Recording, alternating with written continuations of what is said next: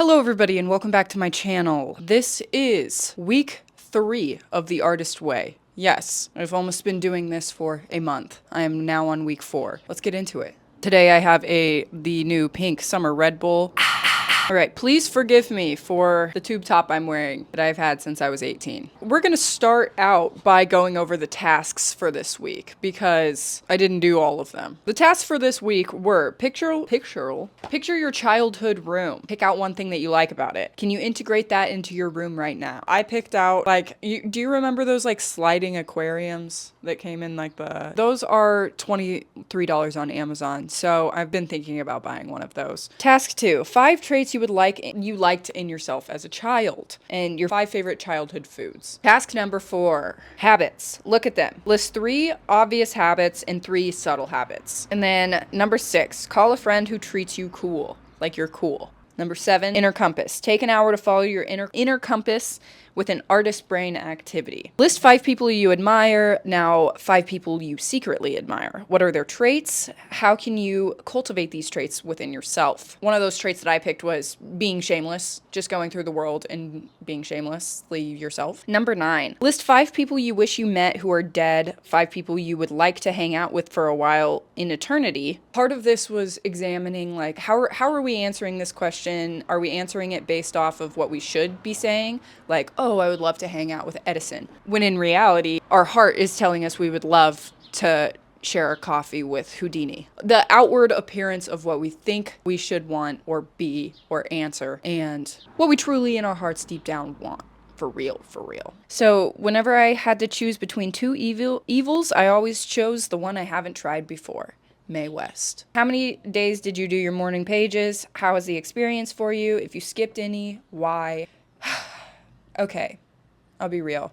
I did them 4 days. Canyon slept over 2 days, and so I'm not gonna lie, I was a little bit too embarrassed to break out the morning pages in front of him, even though he probably would have just slept right through it. He wouldn't care. It was just, and also I think it was just my own laziness. It's boyfriend's in my bed. I just grabbed it out and done it. For my artist day, I did a tour of my plant room. It was a lot of fun. It actually got me into thinking about doing different types of YouTube content. So that was fun because it got me branching out into different types of things that I could potentially want to do. And I think I did it on Tuesday, so it dictated the rest of my week. Yes, this is the first artist date I've done. Any synchronicity. So I will say in week 2, I decided that I was going to start drawing on my iPad again, and I couldn't find the charger, and I went to go look for the charger, the connector. It's like an adapter. And on my bathroom counter, there is one still in the box that is just here it is, it's been here for forever, it's covered in makeup, but use it. So I will call that a synchronicity. Another synchronicity I did see this week. I didn't really have anything specifically for me this week. Brought on a DJ to play at the Trace DeMaio event that, she was one of my old friends, and I hadn't talked to her in a long time, but I knew she DJ'd and everything. She got there, she did amazing, and we just started talking. She was like, I feel like this is a sign for me to get back into DJing. I will say that's a synchronicity. Okay, so let's get into what we actually talked about. Week 3 was about anger, and anger being a friend instead of what we traditionally see anger as, being the enemy. Anger is not a nice friend. It is not a gentle friend, but it is a loyal friend. It will tell you when you have been betrayed and when you have betrayed yourself. Listen to our anger. Where is it pointing you? Anger is the firestorm that signals the death of our old life. Anger is the fuel that propels us into the new one. We are much more afraid that there might be a God than that there might not be. It's easier to feel like we aren't being watched. God knows the sky's the limit. Chance only favors the prepared mind. Ask and you shall receive. Commit to your own soul. The possibility of an intelligent and responsive universe acting and reacting in our interests. I will say this is a little bit difficult for me as a person to grasp. It's a difficult philosophy to embody when you understand that there is mass homelessness and child starvation going on in the world, to embody this sort of ideology of life, because then it's kind of a slippery slope that leads to you being you're suffering, you're down bad, you're blocked, and then so I can understand how this may not be a good ideology for people to follow. She touches on that. She does touch on the fact that there are bad things that happen in the world, and that if we blame God for all of the bad things, or we blame God for his absence in solving all of these things, we are once again kind of off the hook. So instead of, making actual change in the world, you end up just blaming God for all the horrible things that have happened. And then you don't have to take on any responsibility to try and solve any sort of inequality or injustice. When it comes to talking about it creatively, ask and you shall receive. I love it. If you make bad art, it just means that you're growing and that you're trying and that you haven't given up. So it's definitely complicated, but I get where Julia's coming from and why she thinks this.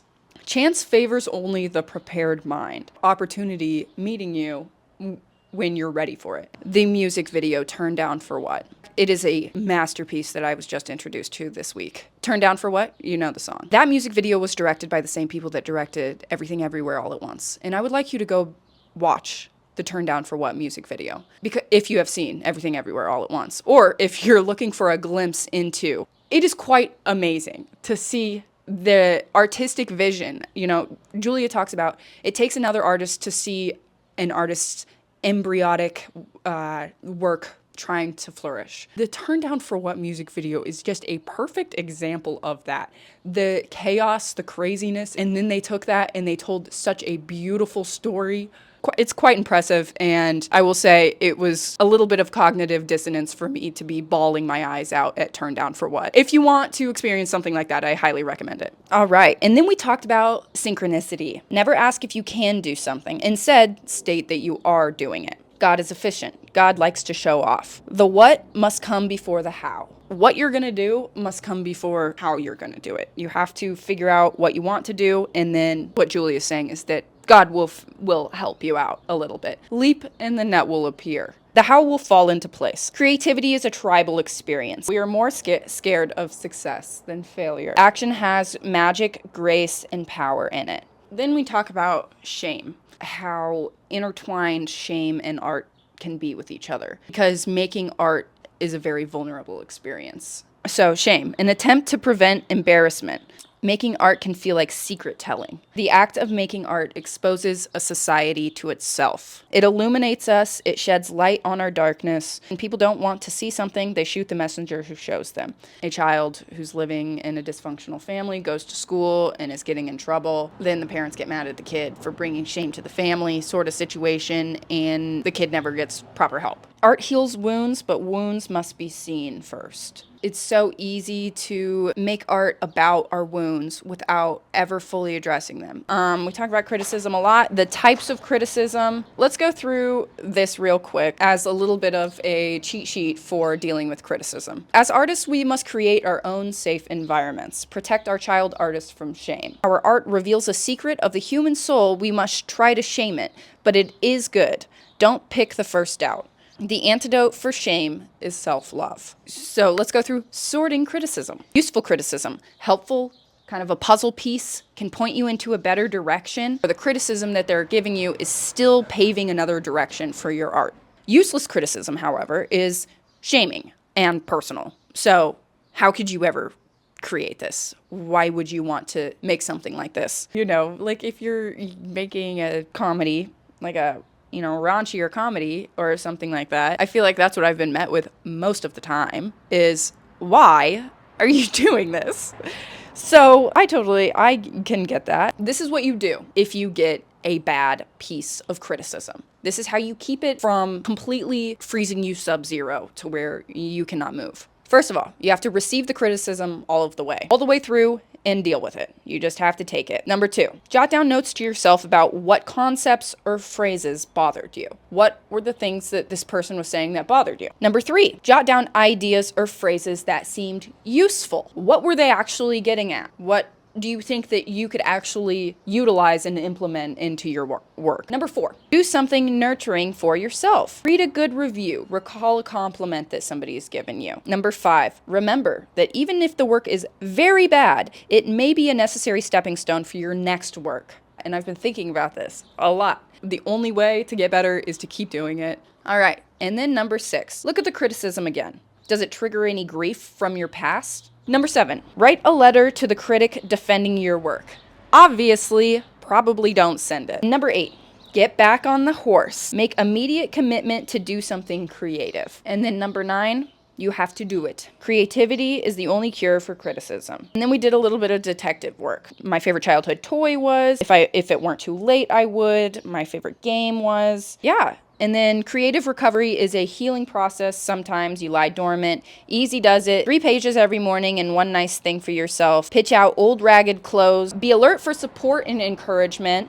Write down a list of clothes you want. Make a commitment to quiet time. A lot of this is also just about not burning yourself out while you're still refining your skills. Taking time for yourself can feel very counterintuitive, especially in the world that we live in today, where things feel very fast-paced. The laws are changing every day. The world is changing every day. It can feel like a very selfish task to take time out for yourself. It's a necessary one for the longevity of our artists. Okay, week 4, we're doing reading deprivation. I haven't looked too much into what else is going into week 4, but reading deprivation seems like it's going to be very hard, but definitely still gonna try and do what she said. Don't skip it. Once again, it is just about at 29 minutes. So, oh, you guys actually need to see how stormy it is, because when did it get that stormy? While I was sitting there, it almost never storms, like big storm. And it was looking like this last night too. It was really cozy and nice. So I am going to go ahead and cut this off, but I would like you all to notice how I look like a mermaid. And I think it was just because my hair was wet earlier and I got the seashell necklace. Thank you for hanging out with me today. I appreciate you all. Asking you shall receive. Leap in the net will appear. Bye. Time for love again.